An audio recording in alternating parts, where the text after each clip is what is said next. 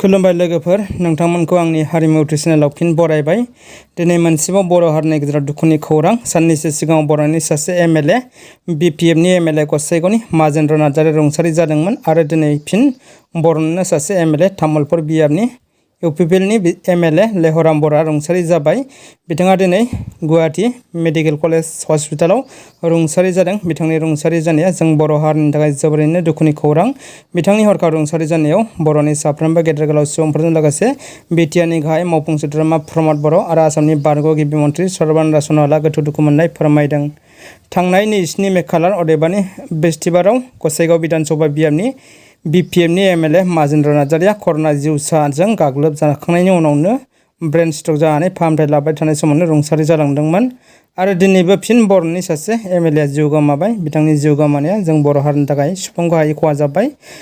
52 नं तामुलपुर बिधानसभा बियाबनि UPPL दोलोनि MLA लेह' बर'आ कर'ना जिउसाजों गाग्लोब जानानै फाहामथाय लाबाय थानाय समावनो हरखाब स्ट्रक जानानै ICUआव फाहामथायनि गेजेरजों दिनै जोबथा हां बोयो। बिथांखौ थांनाय साननैसो सिगाङाव कर'ना टेस्ट खालामनायनि उनाव फाहामथाय होनाय जादोंमोन। नाथाय बिथाङा थांनाय 27 मे खालारै हरखाब बिथांनि अक्सिजेन लेभेलआ खम जालांनायनि उनाव बिथांखौ गुवाहाटी मेडिकेल हस्पिटालनि ICUआव थिसननाय जादों होनना मिथिनो मोन्दों। नाथाय बिथाङा दिनै फुंनि समावनो जोबथा हां बोयो। बिथांनि रुंसारि जानायखौ लानानै बिटिसिनि गाहाय मावफुंगिरि सोद्रोमा थामहिनबा UPPL दोलोनि आफादगिरि बिथां प्रमद बर'आ दुखु मोननाय फोरमायदों। लोगोसे UPPL दोलोनि दैदेनगिरि आरो बिथांनि मोजां हास्थायग्रा सुबुंफ्रा दुखु मोननाय फोरमायदों। बिथांनि हरखाब रुंसारि जानाया जों बर' हारिनि थाखाय जोबोद दुखुनि खौरां। बर' हारिया बे साननैनि गेजेरावनो सानै MLA खोमानांबाय आरो मा जाबावगोन बुंस' हाया।